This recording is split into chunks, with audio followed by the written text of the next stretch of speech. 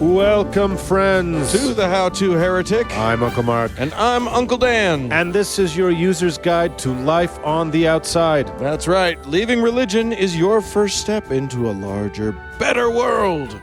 But it can also be a scary world. Things work differently now. Yeah, never fear. That's why we're here. Because we're your audio uncles, and with help from good friends and experts in all sorts of fields, we're going to share the stories and seek the knowledge to build a great life. After all, you only get one that we know of, so make the most of it. Damn straight. Here we go.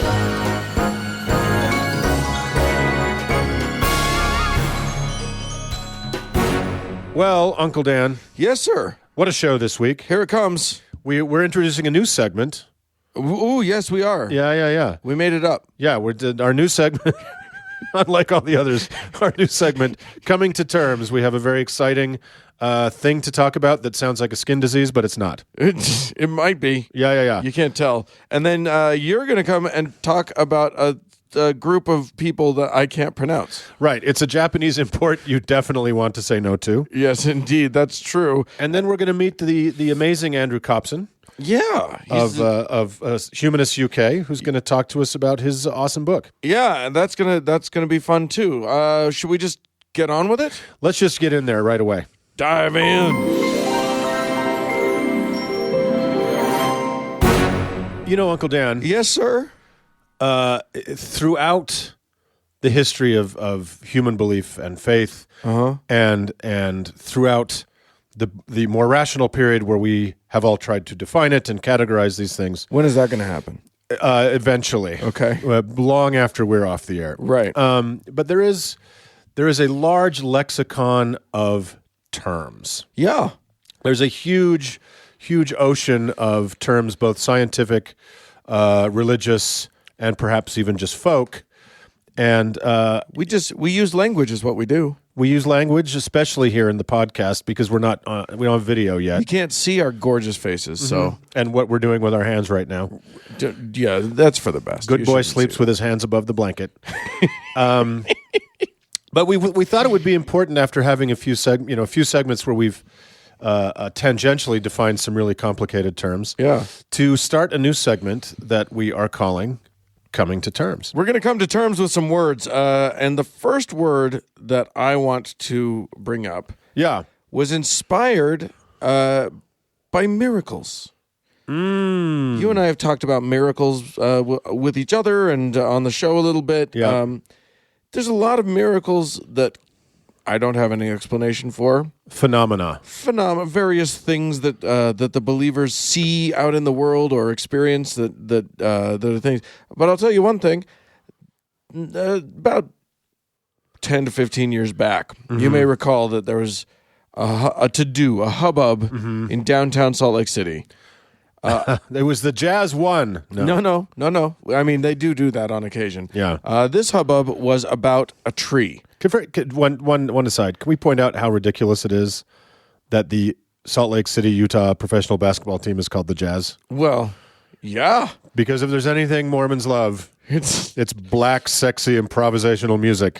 That's true. All right. I mean, that's just logic. All right, so the hubbub wasn't the basketball team's victory. No, the hubbub was that in a tree in a small park downtown Salt Lake City, someone had noticed on a limb had been severed from this tree, and on the stump of that limb was the image of the Virgin Mary. The Virgin. And it said on it, "I am the Virgin Mary. This is my image." No, it didn't say that. It was just a little pattern. It was just a little line. Yeah. That sort of went up in a curvy way and curved around as though it were curving around a head and then came back down. It looked like sort of it outlined maybe a head and shoulders with a shawl over it. Right, and I'm going to use it. I apologize in advance for using this term, but I believe that the area was moist. It was indeed moist. And as a matter of fact, like so it was pretty high up. Yeah. You couldn't really see it. I went when it first was announced and sort of checked it out. And it looks like that image that we've all sort of seen taken to be the Virgin Mary. Right. Excuse me, the Virgin Mary. And then you got choked up a little bit there. I got hiccuped when a little bit. When you experience a miracle. Oftentimes my body goes into seizures. And you get moist. Yeah, it's true. Eventually, the Catholic community of Salt Lake City, which we do have one, largely Latino, immigrant community, large immigrant community. Yes, indeed. They built stairs that led up to this thing. Yeah, they built a little altar place where you could put a Santos candle, votives, set those up. So I would every now and then I just stop in, go up the stairs, check it out, and vandals would have at it, and so like at one point Mary developed a hole like in her neck, a stoma from which all sorts of things were flowing, and then eventually it just looked like she'd been ever so slightly shotgunned. But here's the thing. The thing that I wanted to talk about is that there's this concept called pareidolia. Pareidolia, from the Greek, para meaning not right, meaning fake or false or other, and the other part of it, eidolon, which means image. I'm suddenly worried about the meaning of parachute. Yeah, you don't want to use one of those. Yeah, okay. It's fake. Yeah. That's fake news right there. That's fake confidence when you step out the door of that plane. Yeah, you're just going to come tumbling to the ground, obviously. So pareidolia is... It means like fake image? It means fake image, at least literally translated. And what it refers to is the concept of seeing, hearing, experience something, and then your brain taking the information that it's taking in and deciding that information is a familiar pattern. Right. So, for instance, when one looks up at a full moon, we just had a super blue red moon, ultra moon, blood mega disappearing. It was a blue blood super moon. Right. All of the things. Yeah. When you look up at that full moon and you see a face in it. Yeah. That is an example of pareidolia. The man in the moon. The man in the moon is we are seeing just sort of a random pattern of divots and dents on a basically blank surface, and our brain knows how to find human faces in things. Right. And goes, man. Right. So this is a thing that happens all the time. Evolutionarily, it's probably really a good thing. Well, evolutionarily, I mean, if you were looking into the fog and there's an image appears, you kind of need to know, is that a person? Is that a tiger? Is that... You have to determine the threat very quickly. Right. And so it's probably a great ability that our brains have. There could be very good evolutionary reasons why this occurs. Right. But the fact is that it doesn't serve us very well when we're trying to establish the truth of a scenario. When you are vulnerable to these sort of things religiously and you just ordered a tortilla.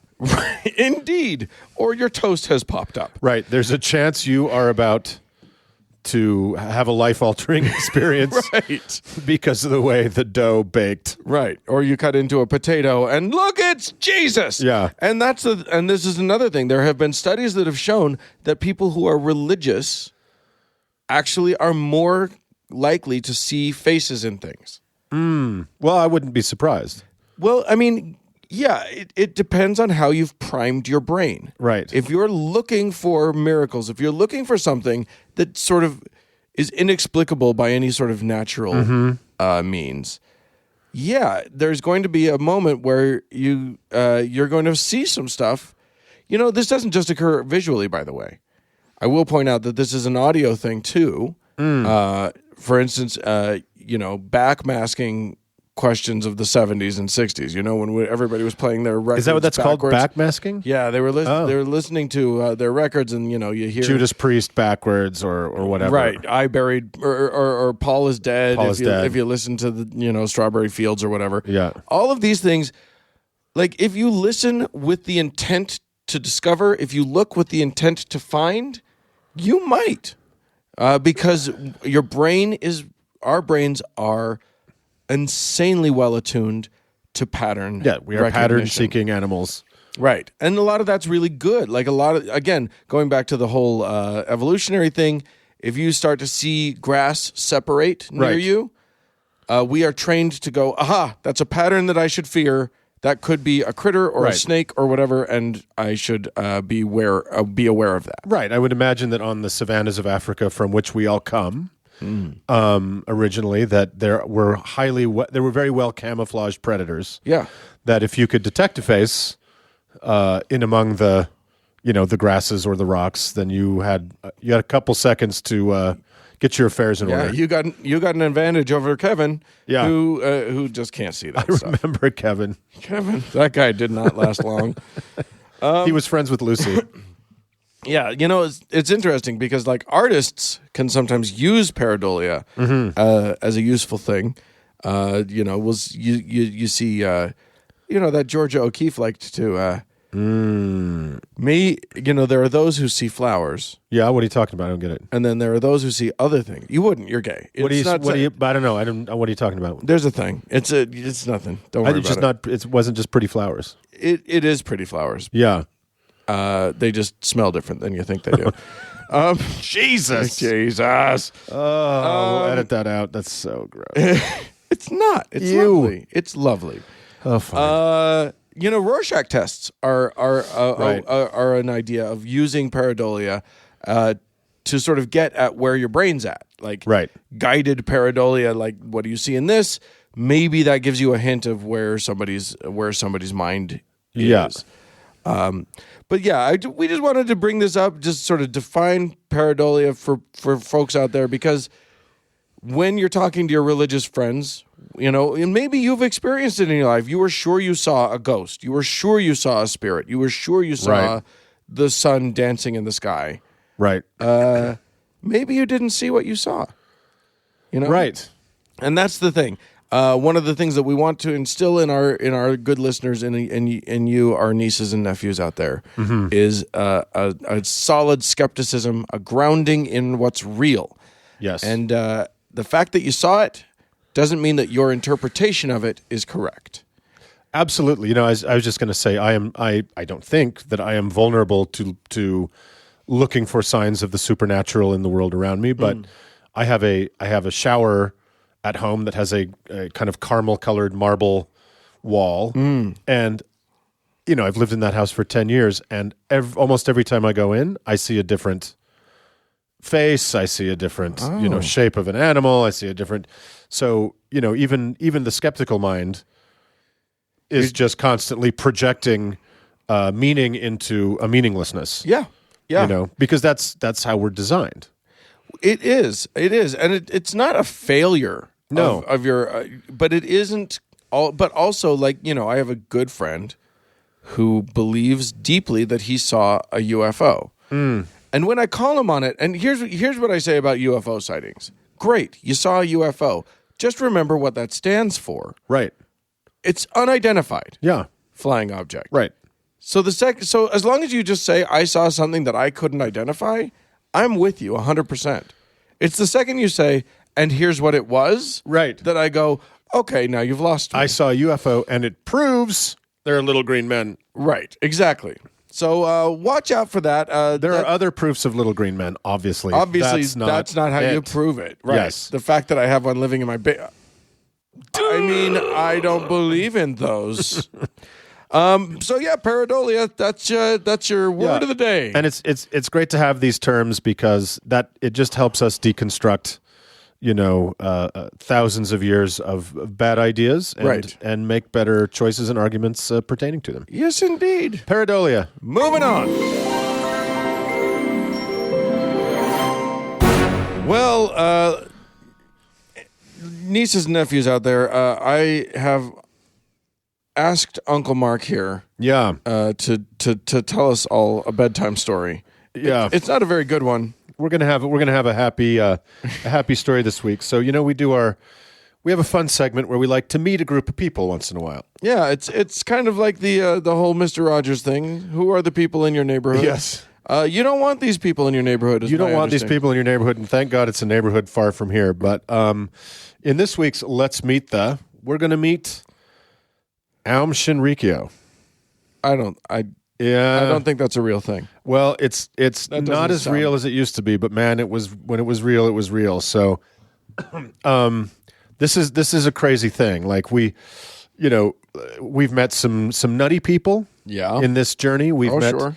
We've met the snake handlers. We've met who are a little spooky. We've met the Sikhs who are not so spooky. Yeah. And on the scale of not too very spooky, I'd say Aum Shinrikyo's kind of in the infrared. Okay. So this is a thing of Japanese origin. Yeah. It was founded by a guy named Shoko Asara in 1984, not his real name, and his real one doesn't matter because who cares? It was Bob. Yeah, his stage name is where he under the name he did all the damage. So Right. and you might best know these people if you're a little bit older, not very much, as being responsible for a deadly sarin gas attack in the Tokyo subways in 1995. Right. I do remember that. It was a very confusing time for all of us. Yeah, it was super weird, and because it was kind of the major event they perpetrated, Yeah. Western media didn't really spend a lot of time on the less major events Right. that were associated with these guys. So who are they? Aum Shinrikyo, which is also goes by the term LF, like alpha, but kind of misspelled, is a syncretic belief system, and it draws on the founders' really idiosyncratic ideas, incorporating Indian Buddhism, Tibetan Buddhism, Hinduism, taking Shiva as the main image of worship, incorporating millennial ideas from the Christian Book of Revelations, yoga, and the writing of Nostradamus.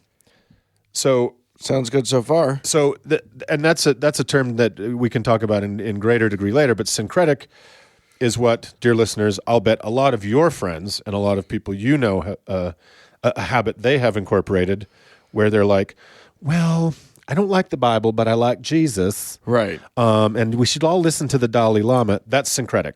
It's called picking and choosing, y'all. It's picking and choosing. And so, while your high school drama teacher may have had a syncretic attitude that picked the nicer things from many of the world's faiths. Right. That is not what Aum Shinrikyo did. Okay. So good, because that gets boring really quick. They picked some of the scariest shit, along with yoga. Right. Well, you need to keep yourself in shape. You've got to be flexible when you're joining a paramilitary cult. if you're trying to bring about the end of the world.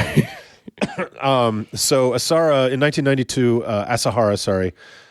published a foundational book declaring himself to be the Christ, Japan's only fully enlightened master, as well as identifying himself as the Lamb of God. And here's what I've noticed. When someone identifies themselves as the only enlightened person, you got to believe them.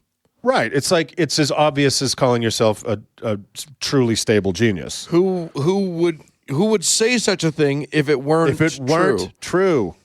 And also, none of us are enlightened enough to be qualified to disprove it. Right. This is can a Japanese crazy man become so enlightened that he can't lift the? I don't know. There's some. It's a thing. We'll come back to that. We'll totally come back to that. So he outlined a doomsday prophecy that included the Third World War, which would be instigated via the United States. So he's probably not too far off there. He described a final conflict culminating in a nuclear Armageddon, borrowing the term from the book of Revelation 16:16, where it says the people will be gathered on the field of Armageddon. Now, how useful really, I mean, I get it that he's a picker and a chooser, but really, if you've got all these other, you got your Hinduism and your Buddhism and all that stuff, don't go to the Bible. That's not going to be useful to you. Yeah. Well, I think that lets Buddhism and Hinduism off the hook a little bit because of some of their more frightening. I'm just saying, you got plenty of material. You don't need to go to the Abrahamic religions, right? Especially if you've taken Shiva as kind of your main object of worship, outside of yourself. So, for those not from the Christian or Jewish tradition, Revelation 16:16 says, "And he gathered them together in a place called in the Hebrew tongue Armageddon." Now, Revelation 16:16 is buried within verse 16 of Revelations, which says things like, Go your ways and pour out the vials of the wrath of God upon the earth. And the second angel poured out his vial upon the sea, and it became as the blood of a dead man, and every living soul died in the sea. I'm just playing the hits here. And the fourth angel poured out his vial upon the sun, and the power was given unto him to scorch men with fire. And then probably the most poetic part of Revelation 16. The one you like. And there were voices and thunders and lightnings, and there was a great earthquake, such as was not since men were upon the earth, so mighty an earthquake and so great. And the great city was divided into 3 parts, and the cities of the nations fell. And every island fled away, and the mountains were not found. And there fell upon men a great hail out of heaven, every stone about the weight of a talent. So he was drawing from a whole talent of hailstones? Yeah, I don't know what a typical hailstone weighs, but I'll bet that's a heavier hailstone. So, pardon me. Humanity would end, except for the elite who joined his cult. His mission was not only to spread the word of salvation, but also to survive the end times. He predicted that Armageddon would occur in 1997. Oh. Yeah. He didn't really do it. No, he kind of missed his mark, but that's okay. That's okay. He's maybe you meant the other 1997. Well, I think he thought it was going to come about in 1997 because he was on it. Because he was going to make it happen. He was going to make it happen. So he referred to the United States as the beast from the book of Revelation. We don't have to go back to Revelation again. I think we had enough of that. And like so many cuckoo people, he saw dark conspiracies everywhere, including by, again, playing the hits, the Jews, the Freemasons, for some reason, the Dutch. You know what? Fuck the Dutch. That's why. If one fucking Dutchman too many.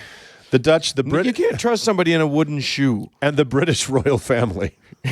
Well, why does it's so like David Icke and all these people Queen Elizabeth keeps factoring into this? Well, have you seen The Crown? She is clearly a reptilian person. Yes, I heard someone the other day say The Crown is a show about people who are very distressed about trying to do nothing.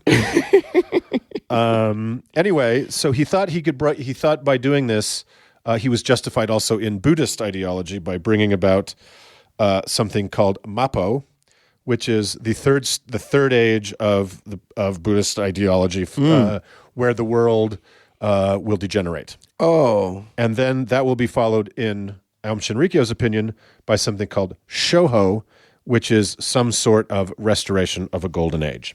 I see. Wow. You know, it's almost as if there are these archetypal stories that humans like to tell. Yes. About destruction and then rebuilding. It's funny. It's almost like they all come up with that. It's funny. History doesn't repeat, but it rhymes, I suppose. And, so he also had a wonderful concept some of our listeners will be familiar with, which is from Tibetan Buddhism, called Poa, which means you're basically saving a person's soul by killing them. Oh, isn't that nice? Right. So, and that was apparently done sometimes in Tibetan Buddhism for criminal behaviors. And it might be familiar to our regional listeners as a similar principle called blood atonement. Yes, indeed. So he actually believed that he was saving people from building up bad karma by, killing their asses. So, Moida. Yeah, in the late 80s is when he really became obsessed with biblical prophecies. Aum Shinrikyo is so fucking weird. It is so... Because it's this kind of crazy doomsday cult meeting kind of the floppy disk age. And so it just is such a random pastiche. So they were actively trying to blow up the world, to bring about these wars and everything. And wait till you hear what they were capable of. Okay. So in the late 80s, he became really obsessed with the biblical prophecies. And he started all these kind of missionary activities that included publishing comics and animated cartoons. Oh, lovely. Because they were very into anime and stuff. Sure. That attempted to tie its religious ideas to popular manga themes. Yeah, absolutely. Including space missions, powerful weapons, world conspiracies. And tentacle porn. Space weapons, and the ultimate quest for truth, because that all works perfectly together. So not tentacle porn? No, I don't think it was hentai. Hentai? hentai. Is that, That's part of the thing. Yeah, that's a Japanese word. yeah. Spoken like a true Dutchman. He took a lot of inspiration, weirdly, from Isaac Asimov's Foundation trilogy. Of course he did. Which he saw the whole storyline there depicting an elite group of spiritually evolved scientists forced to go underground during an age of barbarism so as to prepare themselves for the moment when they will emerge to rebuild civilization. Can I just say what you're describing, if I may, is a crazy person who likes to read.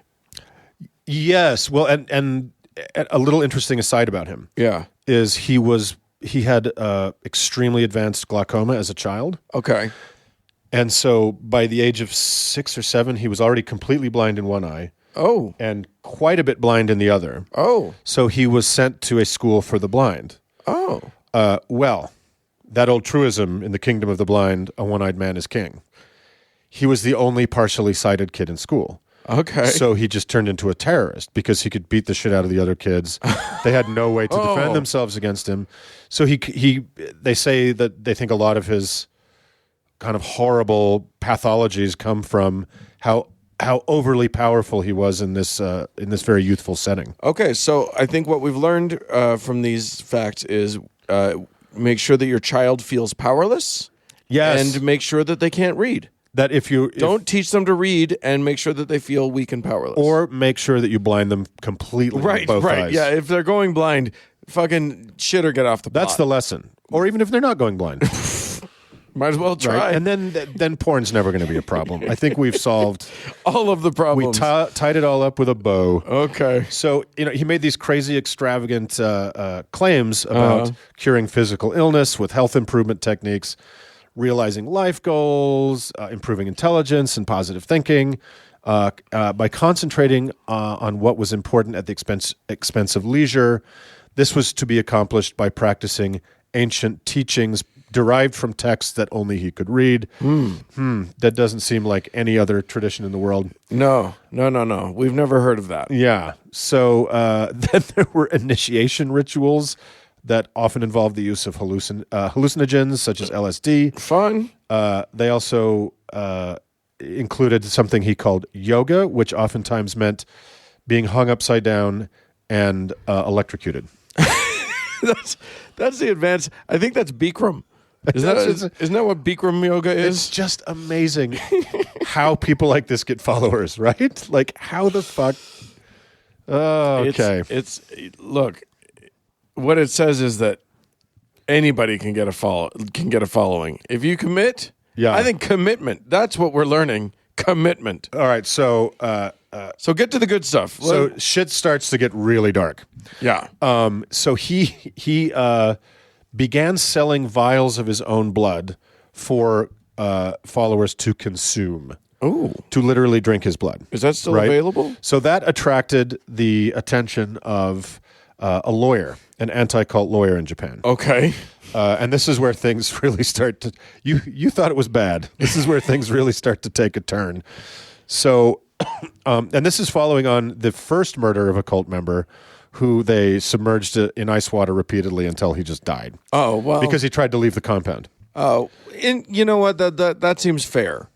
You're not supposed to leave. Disciplinary action. We literally told you not to leave. Right. And then you tried. What the fuck is wrong with you? What are we supposed to do? Yeah.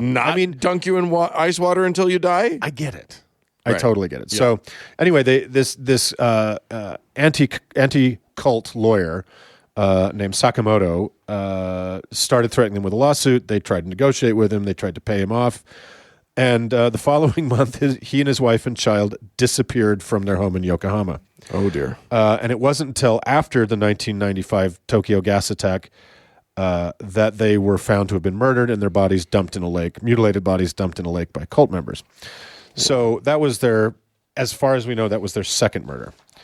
The cult is also known to have considered assassinations of several individuals critical of them. The heads of a couple local Buddhist groups that were not that crazy. Right. Something called the head of something called the Institute for Research in Human Happiness, a cartoonist named Yoshinori Kobayashi, a TV commentator named Dave Spector who began to make fun of them. They later found this assassination list that had like hundreds of names on it, and these are just some of the people that were included. Wow. So at the end of 1993, the cult started secretly manufacturing the nerve agent sarin. Wow. And following on that, VX gas. Now these are probably the two most toxic substances to the human body. Banned by militaries, banned by international treaty. Yeah. Because they're so nasty. They're so deadly. Yeah, like these are military grade, mass murder weapons. Yes, these are mass murder weapons that kill indiscriminately. And it's not a pleasant death. No, that's horrible. It's a terrible, terrible death. It's a horrible death. So they also there's so many weird. Again, I don't know what the fuck these people were thinking, but they also attempted to manufacture 1,000 automatic rifles, but somehow managed to make one. I'm impressed that they made one. I don't know how to make. I mean, if someone said to me, "Hey, we're going to make automatic rifles," I'd be like, "Well, also, really? Once you make one, it seems like the second one's easier." But, yeah, it does. Well, they may have been interrupted, but they're crazy. So they tested their sarin on somebody's sheep in Australia and managed to kill 29. So they knew they were onto something. Holy shit!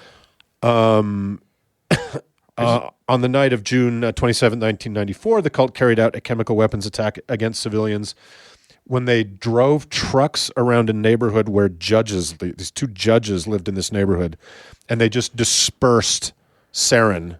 Oh, wow. Broadcast it from these trucks, these moving trucks or refrigerator truck to try to kill these judges. And that little incident only killed 8 and harmed 500 more. Wow. Did the judges survive? Weirdly enough, it does not say. How funny. In 95, several cult members kidnapped the brother of a member who had escaped from Tokyo and took him to a compound where he was killed.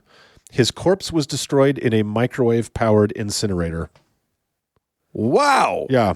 Look, the Japanese are always on the cutting edge of appliance technology. All I'm saying is, if you're going to do something, do it right. So, and before this guy was abducted, he left a note saying, "If I disappear, I was abducted by Aum Shinrikyo." So, that's the kind of clue police pray for. Yeah. So then the big day, the 20th of March, 1995, Aum members released a binary chemical weapon, which was basically sarin, in a coordinated attack on 5 trains in the Tokyo subway system, killing 13 commuters, seriously injuring 54, affecting 980 more. In recent years, people who've suffered injuries who've been treated for long-term issues with it numbers 6,000. Wow. Subsequent police raids revealed the full scale of Aum's activities. This is insane.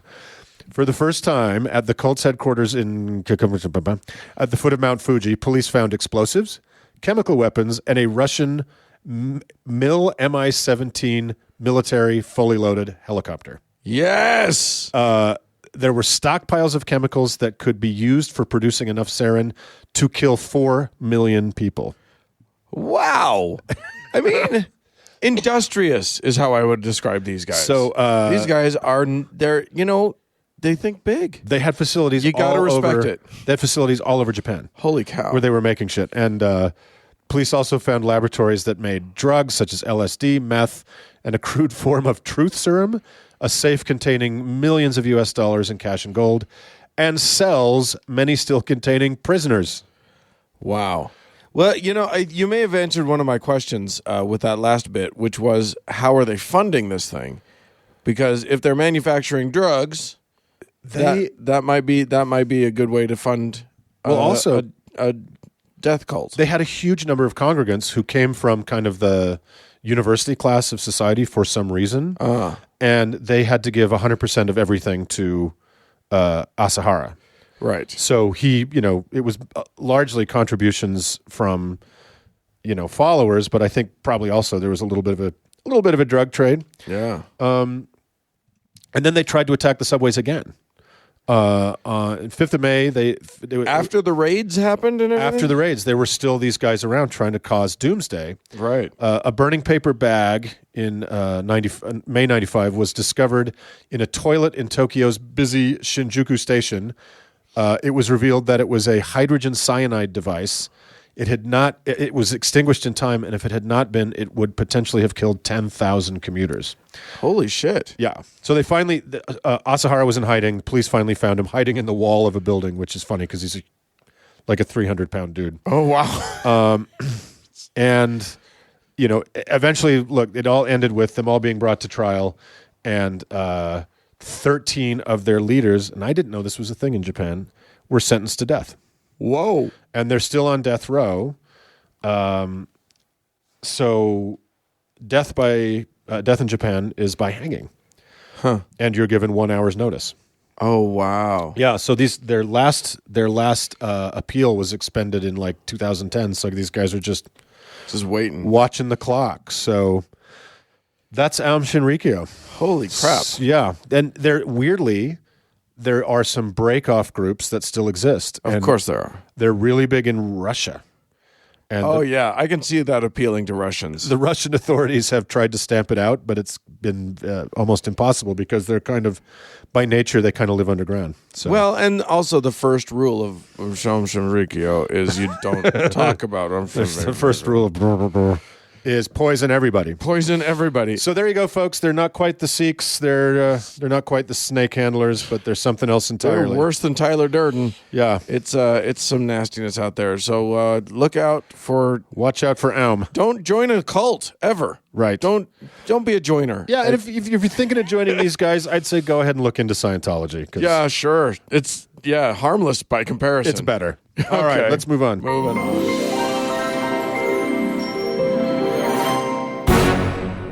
Well, we have had a couple weeks off from talking about the most beautiful people on the earth. People who need people. Those are the luckiest people. People who pay people. People who pay people. Are the most beautiful people on earth. Our patrons. Yes. Those who make this show, keep the wheels turning. Yes, whose patronage keep this little enterprise on the rails. Yes, indeed. So we owe some thanks. We sure do. To some folks. And thanks for being patient with a couple weeks off while you just continued to pay us. And you flew off into the Great White North like a crazy man. I sure did. I went to Canada to get extremely wet, and now I'm back. Okay. Yeah. And it worked? Did the water... I would go to the hotel and take a bath to get dry. Jesus, the rain. Okay, let's thank some people. All right.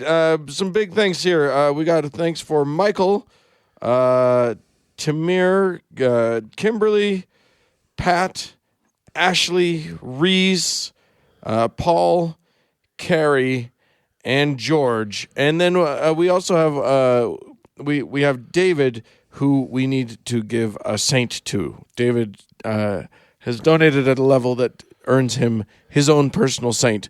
And Mark, would you please do the honor? Oh yeah. You want me to kind of reach into the ether and pull out and feel who is the patron saint of friend David? Well, obviously, what instantly comes to mind is Saint Lucretia of Great Neck, who, as we all know, is the patron saint of C averages and technicians who service injection molded golf tee machines.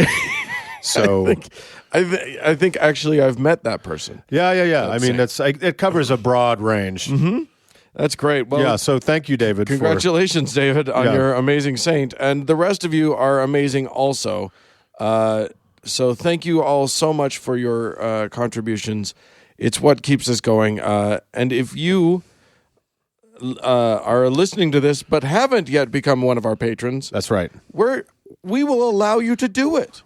We're gonna allow it. We're gonna let it happen in our grace and our kindness. So go to howtoheretic.com, click on the Patreon link, and throw whatever money in the kitty you feel like you can. Give till it hurts. Yeah, it's just a per episode thing. So you choose what level. If you want to give $1 per episode, most folks can afford that. Yeah, and it helps us a great deal. We really appreciate it. We sure do. And if you can't afford to throw money in the kitty, and we still love you if you don't. Go to iTunes or your Pod Blasters and give us a 5-star review, because what that does moves us up the ranking, and other people get exposure to the show. And that's the kind of thing we're really looking for as well. We really like to expose ourselves to people. Yes, thank God it's an audio format because right now it's not legally actionable yet. Right. Currently, we hope. All right. Moving on.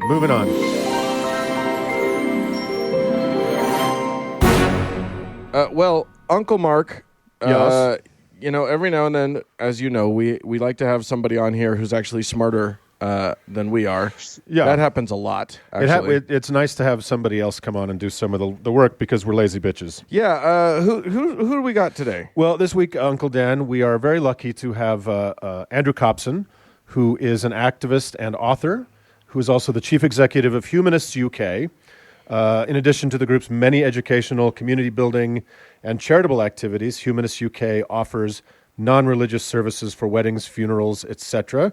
Or as an Irish friend told me this week, they're called hatches, matches, and dispatches. Andrew's here today to talk about his excellent new book with the very mysterious title, maybe he can explain, of simply Secularism. Andrew, welcome to the How to Heretic. Thank you for having me. Of course. Yeah, thanks for this. Is this our first transatlantic interview? The first of many. I hope so. Oh, excellent. Yeah, the first of many. So, Andrew, you have written this lovely book that we got a chance to read yesterday. And it's basically making a case for secularism, if I understand it correctly, as a kind of a political philosophy. Yeah, that's right. So it's about secularism as an approach to the organizing of states and governments and communities. Right. And to be clear, if a lot of our listeners are kind of new to a lot of these concepts, you, if I understand it correctly, you are not calling for an atheist or a completely atheist society. Rather, you're expounding on secularism as you say, a method of organizing the state for the fairest and most peaceful possible outcome. Yeah, that's exactly right. I mean, some people mischaracterize a secular state as an atheist one. They say, it seeks to take people's religion away or push religion out of people's lives, even their own private lives. And that nothing could be further from the truth. What a secular state does is it separates religious institutions from state institutions. So it does say, the churches can't run the government, can't run, the nation. But it tries, as well as that, to give people freedom, to give people religious liberty, to give people the freedom to believe, not to believe, and to organize in the way that seems best to them. So a secular state really is about protecting people's right to freedom of thought, freedom of conscience, freedom of belief. Right, and it's not an extremely new concept, is it? No, it's not at all. And secularism exists all over the world in lots of different countries and lots of different cultures as an approach to politics. In the West, broadly speaking, Europe and North America, it's existed since the two big revolutions of the 18th century, the American Revolution and the French Revolution. And in both those cases, governments were set up that tried to keep churches out of the state and try and give people freedom of conscience. So, yeah, it's been around in formal terms, written into the constitutions of countries for a long time. It's an interesting thing because you say that it's been around, but I live in these United States where it's clearly meant to be around, but but people are constantly fighting it. The concept of a secular government can be so disturbing to those who have been sort of in a privileged position for the longest time that it just doesn't. In practice, it ends up being a much more tricky proposition than it ought to be. Yeah, you can. I mean, in lots of parts of the world, you find that you can secularize the state, but it doesn't mean that you've then secularized the people. And in the United States, I think it's unusual in having such a secular state with such a religious population. In the UK, it's the other way around. We have a very non-religious population with a very religious state. But in the US, you're right. It's controversial. It always has been controversial. I mean, in the 19th century, as the revolution turned into state building and the development of a a nation. The secular nature of the state in America was extremely controversial, and you had Christian groups campaigning to put God into the Constitution. I mean, you still have them doing that today. You had them campaigning to try and get God onto the banknotes and the coinage and into the Pledge of Allegiance and so on. Now, some of those campaigns were successful. They never managed to get God into the Constitution. But yeah, the secular nature of the state was controversial from the beginning. Yeah, and the United States being one particular, you lay out in the beginning of the book kind of 4 models of a secular state, and that would be France, the United States, Turkey, and India. And I wonder if you could speak briefly about kind of why each of those kind of went that direction, and how that secularism affects their modern states. Sure. I mean, there's a big stories, many centuries in the making, and they are all, like you say, very different from each other. What they all have in common is the idea that, religious institutions shouldn't be in charge. They shouldn't be running the government, and that people should be, broadly speaking, free. But they're all also conditioned by the particular history of those countries, the cultures of those countries, and the religions that were prominent in those countries when secularism began. So in the French Revolution, when the state was first made secular, revolutionaries were reacting against an extremely powerful authoritarian Catholic Church, which was basically on the side of tyranny in France. It propped up and supported the autocratic monarchy. That's weird, because I've never heard of a religion wanting tyranny before. Like that seems totally unusual. You're breaking right? some news here. I know, so strange. It's true. Yeah. Well, unusually, that's what they were doing, and they, became a target of the revolutionaries, in that way. And as a result, French secularism developed quite an anti-clerical, quite a hostile to religion character, and it still has that to some extent. It's very much, French secularism is very much about protecting people from religion, and protecting the state from religion. Whereas in America, obviously, the secularism of the state sprang from a sort of love of liberty. If you think of Thomas Jefferson and talking about freedom of religion and religious liberty and the separation of church and state in order to guarantee people's freedom, American secularism is much more about trying to protect religion from the state. If France is trying to protect people from religion, then the American secularism is trying to really give religious freedom as a priority. And that leads to, in practice, that quite similar in some ways, but it also leads to different flavors, I guess. Different flavors of secularism is the way of looking at it. And like you say, Turkey and India are very different again. So in Turkey, obviously, the main religion was Islam, not Christianity at all, like in America and France. And that was gave rise to a very unusual sort of secularism, and a secularism that was from the beginning not very popular.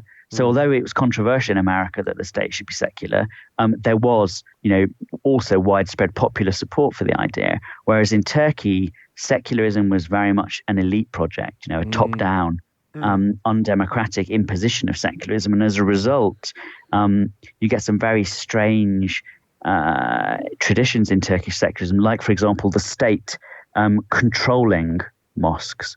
So the public institutions like schools and universities are secular. Religious institutions can't, be linked with them. But religious institutions aren't separate from the state in the same sort of way. So the state does regulate religious institutions. It trains the imams. It even writes sermons. Civil servants write sermons for the mosque. Yeah, it's really different sort of approach. Some people would question whether it was secular at all. Right. Because if the state is so involved. Yeah, state control of a religious institution doesn't seem secular by the common definition. No, I think that's right. And I think that the sort of the facade of secularism in Turkey is slowly falling away now. We see that when a more Islamist government comes into power in a country like Turkey, it can very quickly reverse secularism in practice, and especially if it's about running religion rather than being separate. Right, and then, of course, Indian secularism is completely different again. And India is really a unique example. First of all, India has always been incredibly diverse.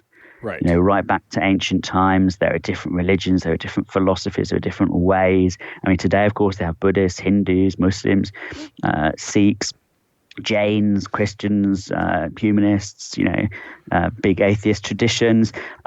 But there's always been that's diversity of a certain sort, and that has meant that even thousands of years ago there were political systems in India that were relatively secular, that maintained a certain distance between the priesthood and the princes, Right. and that all means that by the time India gets to independence in the 20th century, they've got a sort of a secularism of diversity, really. So if American secularism is to protect religion from the state, and if French secularism is to protect people from religion, then Indian secularism is sort of to protect everyone from everyone else. Right. It's a sort of, they're sort of like, they know what happens if the state takes a side, with sides with Muslims or sides with Hindus, and it's not pretty. Right. And so Indian secularism is about sort of mutual respect, really. It's the secularism of equal citizenship, of saying, look, okay, we're all different, but we're going to make a nation. It's going to be India, and so that state needs to be secular to include us all. Well, that's an interesting thing I think it speaks to the value and maybe that at some point secularism is where everyone can possibly arrive if it arose out of four very different cultural sensibilities and religious traditions, right? Yeah, I think so. Because I think that what the common motivation is in most secularisms, in most sort of secularist activists and secular states, is that people want to be free.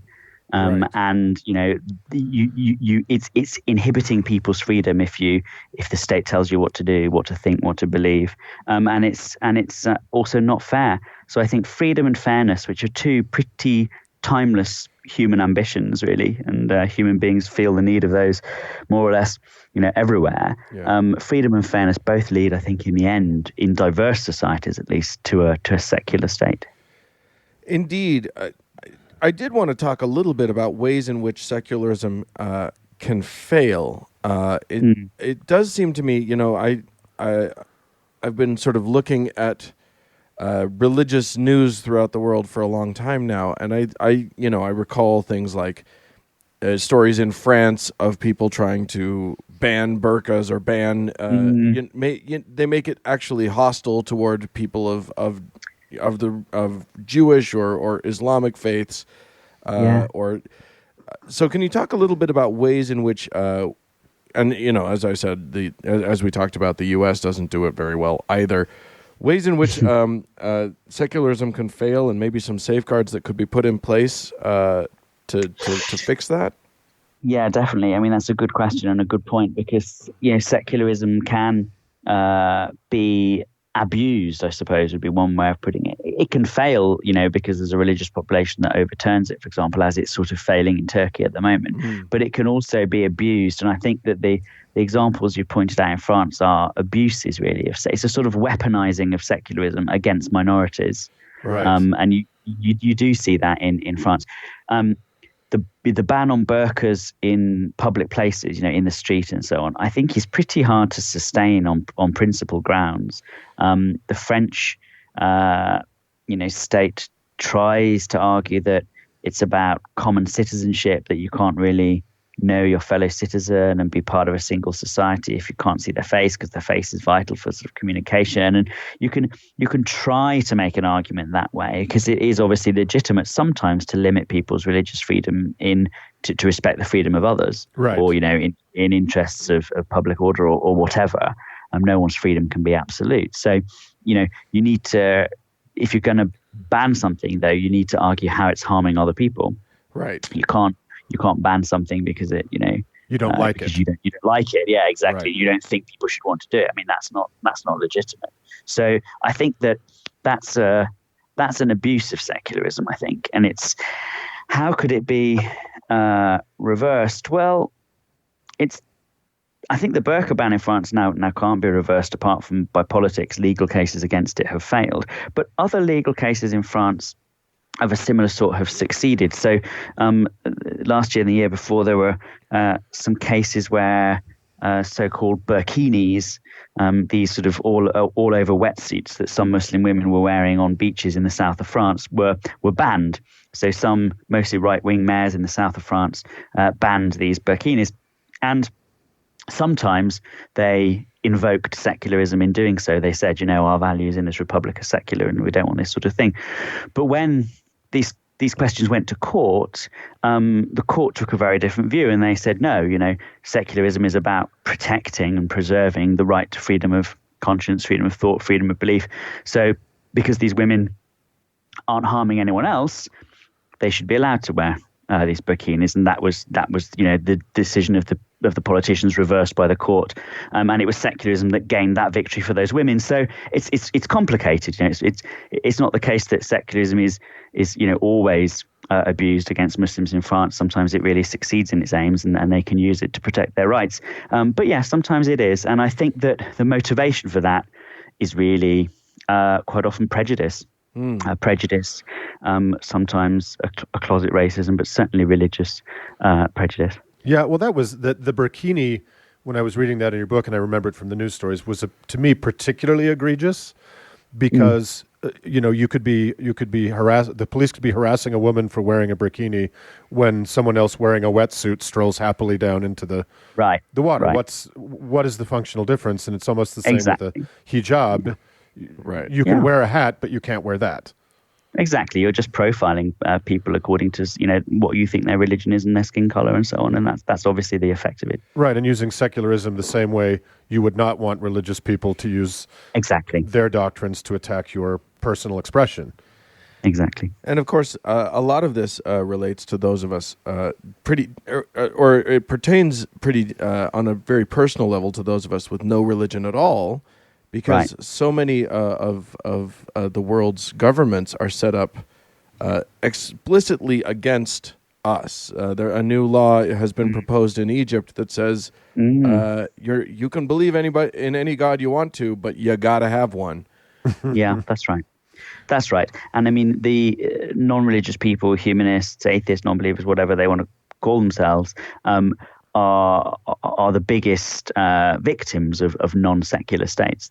That's absolutely right. I mean, in the most non-secular states in the world, it's literally a crime not to be religious. And especially one religion.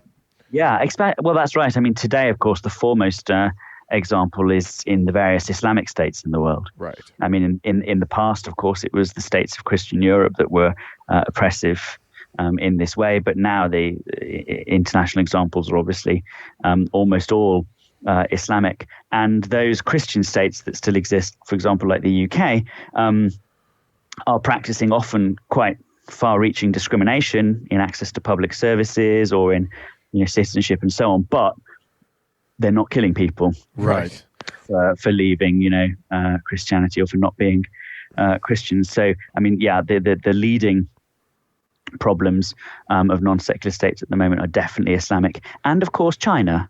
And China is a good example of a non-secular state because it privileges atheism.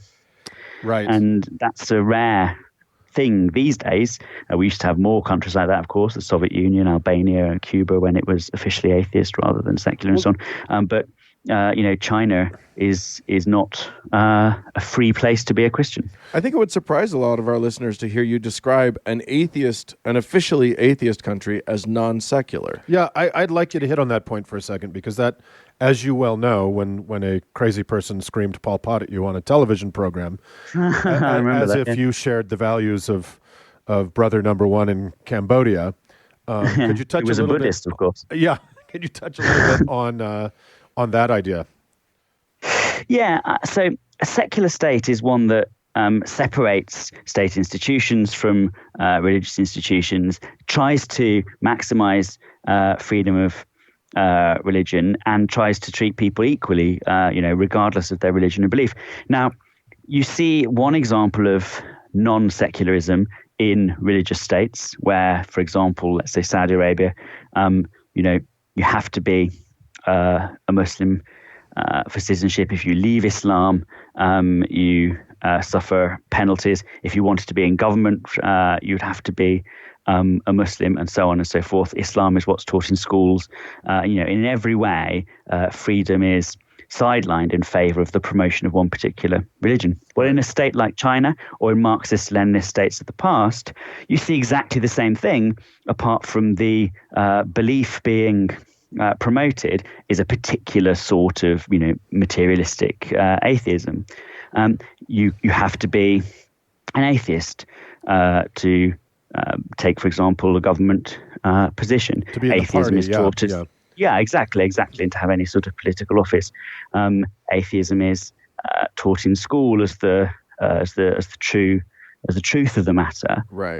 And people who aren't, people who are religious, are discriminated against in various ways. So it's just the flip side of the coin, really. It's not a secular state in the sense of being a state that prizes freedom and separation. It's just a state that establishes a particular religious view, although in their case that religious view is atheism. Right. Interesting. So you've mentioned a couple times that your backwards country is still a non-secular country. Do you guys have any? Do you have? Are you working toward? Is that part of your goal or the goal of Humanists UK to work toward a more secular society over there? Oh yeah, absolutely. That's been. Britain is the country, I think, in the world that has the oldest unsuccessful secularist campaigning. We've been campaigning for longer than anyone else with no results to try and secularize the state. I mean, that's a little bit of an exaggeration because, of course, there have been great victories along the way. And the story of England specifically and the UK more generally is a story of the slow erosion of theocracy. Giving up by degrees. But today, a third of our public schools are run by churches. The Church of England, state-funded, correct? That's right. Yeah, 100% state-funded. And the Church of England remains the established church. 26 of its bishops sit automatically by right in the legislature. Yes, in the upper house of the Parliament. The head of state has to be a member of the Church of England. If the present Queen were to decide tomorrow that she was convinced by Islam and become a Muslim, she would. She would have to abdicate. She would have to abdicate. We can send her some Mormon missionaries if you want. Yes, well, have a go. Yeah, it would be a funny end to a long career. They'll be there in 20 minutes, Andrew. That's good. That's fast. Well, I think on your point, Andrew, I think a lot of listeners would be very surprised by how many countries that we typically hold up as kind of touchstones for secularism, and especially in Europe, actually have state churches and state-funded churches. Yeah, absolutely. Many yours do. Included. Yeah, exactly. Or England, certainly. I mean, it's more complicated in Scotland, Wales, and Northern Ireland and so on. But yeah, and some people would point out that, okay, the church is formally established and there is a little, bits of discrimination here and there, but actually there are quite high levels of freedom in the UK. And of course, that's also true. So I think that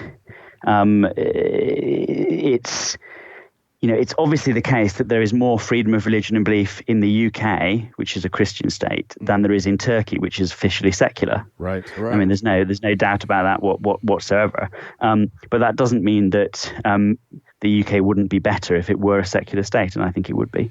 Right, but even countries like Norway, I think the Netherlands, Sweden have official churches. Yeah, it's quite good. There are of varying degrees of officialness. Right. I mean, the one in Norway, the Norwegian Lutheran Church has been made sort of a bit less official recently, and other religious and humanist groups have been given a sort of even status with it. So the same level of public support and so on. And in the Netherlands, they have a system of recognizing a range of different churches and religious organizations and humanist organizations. Now, this is still not a secular state, but it's like almost like a multiculturalist state. It recognizes a number of official organizations, a bit like a country like Indonesia, where you have to, you've got to be a member of one or the other. Yes. So it's still not a fully free situation. And then there are, as you say, a number of European states that do establish a church or give preference to a particular church. I mean, that's maybe a better way of putting it in some countries. Well, it's interesting that while Dan and I are the inheritors of the and I think proudly the inheritors of the American secular model as set forth by our founding fathers, we also live in what was supposed to be 19th century America's declared theocracy in Utah. Right. And if it wasn't for a war with Mexico and a few other pieces of bad timing, who knows what it would be now? But it's it makes. Oh no, they succeeded. It's a theocracy. They did a pretty good job. It is a constant attempt at a theocracy, and it's to such an extent that I really pine for the French model here in Utah. You've got to be careful what you wish for. Yes, that's true. You never know how it will turn out, because one person's secularism is another person's oppression. I mean, I think it's an interesting question for American secularism, why Mormons weren't allowed to have polygamy, for example. I mean, the free exercise of religion would seem to me to suggest that Mormon women could all marry one man, and that Mormon men could marry more than one woman if they wished. And so I think that there's a genuine question about whether a Mormon, in the past at least, when they still officially practiced polygamy in that way, wouldn't be quite justified in saying that they were being oppressed by the so-called secular state. Right, and I think that was, it was the instruments of the federal government. That was a literal attempt to break the backs of the Mormons. Yeah. It's an interesting thing because one of the things that's clear in this conversation and in your book also is that and this is, I think this is unclear to many of the religious people who fight against secularism in their state so much, is that it's actually for them. It's a protection. It's something that, great, you have the majority in your area right now, so you feel like you want your religion to have a place of privilege, but that could change, and secularism's the only the only system that guarantees their safety, that can keep you safe. In the case of a change. Yeah, that's exactly right, and I think it is not the case in history that all secularists have been personally non-religious. There have often been religious secularists who've understood that very point. Like Gandhi and Nehru. Yeah. Like Gandhi, yeah, exactly. So, Nehru was a humanist. He wasn't religious, but Gandhi was it's difficult to think of a more religious person in the 20th century than Mahatma Gandhi, and he was a devout secularist as well, because he from religious convictions he wanted people to be free. And wanted people to have equality. Or the Baptists, the early Baptists, well, even the Baptist Church today still, maintain that separation of church and state is necessary in order that consciences should be free as God intended them to be. That's so. There are many religious and Muslims who want to support secularism point to the sayings in Muslim sacred texts that there should be no compulsion in religion, in the Quran, and so of course you can always find whatever you want in their religious text. Yes. So if you don't like one verse, there'll be another along in a minute. But nonetheless, it points to the fact that there are resources in almost every religious tradition to support secularism, and lots of secularists have been religious, including a few of the founding fathers. Well, I think that your book gives, for somebody who wants to engage in this conversation, like Dan just brought up about helping religious people understand that secularism is probably the best political route for their survival and happiness as well. Your book has so much great information to back up those discussions, and one point I wanted to ask you about is, and I'd never read this before, is John Rawls' concept of the veil of ignorance. Right. Yes, the veil of ignorance is a useful concept, because quite often when we're trying to any of us are trying to make a political point, we talk about what's fair, and there's a general assumption that most people want government to behave in a fair way, and most people anyway want that. And so what John Rawls, the liberal humanist political philosopher, came up with is as a way of sort of illustrating what fairness actually is, was this idea of the veil of ignorance. And he says, you have to imagine yourself behind this veil of ignorance, and you get to choose the sort of society that you're going to live in, but you don't know anything about the sort of person that you'll be. You don't know what your gender is. You don't know what your beliefs are going to be. You don't know what your religion is going to be, what your race is going to be. You don't know any of those things about yourself. And you're offered from behind this veil of ignorance a number of societies to choose from. And he obviously points out that you're not going to choose the society that discriminates against, Jews or Muslims or humanists or Christians or whatever, in case you are one of them. Right. When you get born into this world, the society you're going to prefer, and society you're naturally going to prefer, would be the one that treats all those individuals equally. And that is just a way of sort of really trying to make vivid what fairness actually means. Right. Because it's hard when we're enmeshed as we are in our own lives and our own experiences.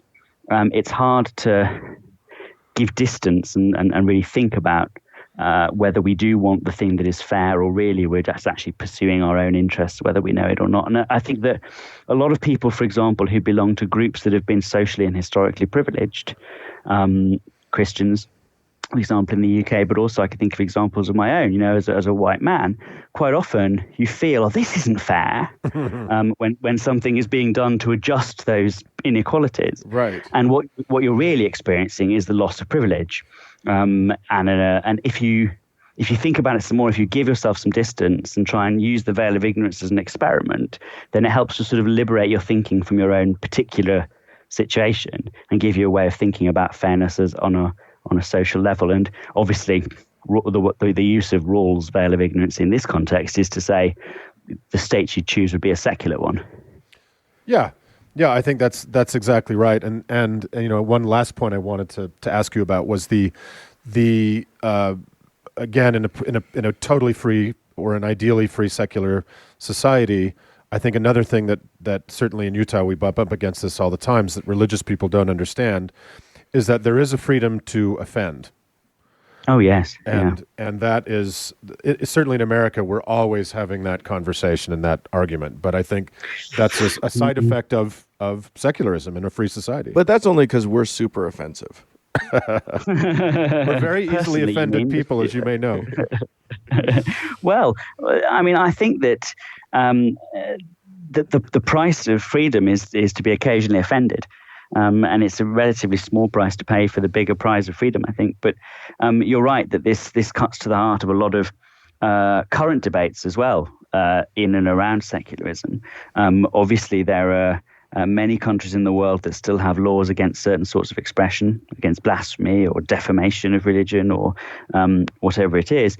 And clearly, those states aren't free, even where they're not, complete theocracies. I think the debate in countries like the US or the UK, in fact, which have strong laws to protect freedom of speech, freedom of expression, nowhere is as strong in this as the United States, actually, I think. But the UK and some other Western countries are similar in the protection they give to free speech.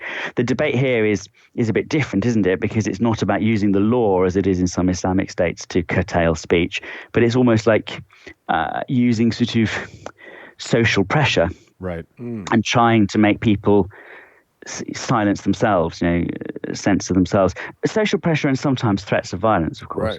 Right. And it is very hard to know how to stand up against that, because it can very quickly lead to an escalating spiral of claims of offence deliberately then leading to people being more offensive, and sort of the whole thing becomes extremely uncivil very quickly. Right. And I think the best we can do really is to keep strong legal protections in favour of free speech, and then all to sort of behave in a civilized manner to each other at a social level, and to emphasize, if people ever do feel offended or say they feel offended, to emphasize that it's not your intention to offend them, but as far as you're concerned, this is the truth you're speaking, and you won't be offended if they say something different, Right.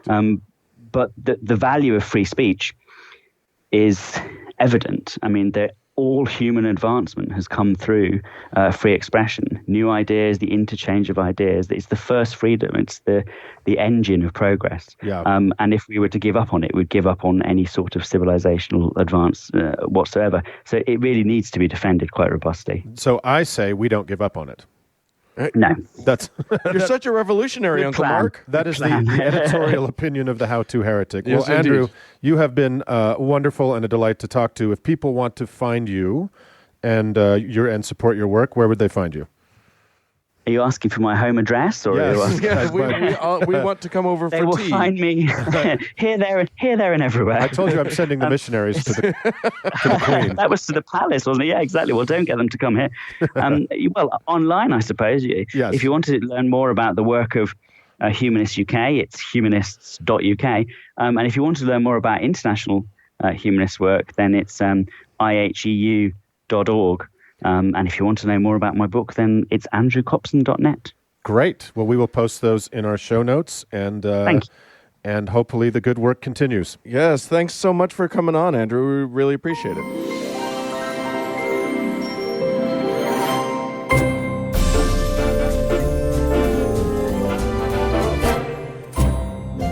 Well, friends, that's it for this week's show. Hey, we'd love to hear from you. Go ahead and send us an email if you'd like to. howto@howtoheretic.com.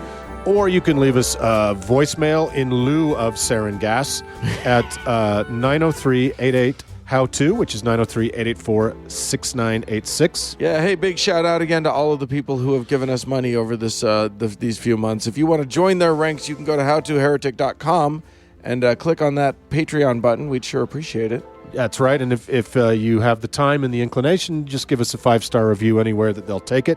And also, we often forget to mention, follow us on Twitter. Oh, yeah. At HowToHeretic. There's a lot of fun snark on there. We've even got a Facebook page you can like. Yeah. We have all the social media things that the kids are into. Yeah. Thanks to Cody Layton for editing our show. And thank you guys for tuning in. We sure do appreciate it. Bye, friends. Bye-bye.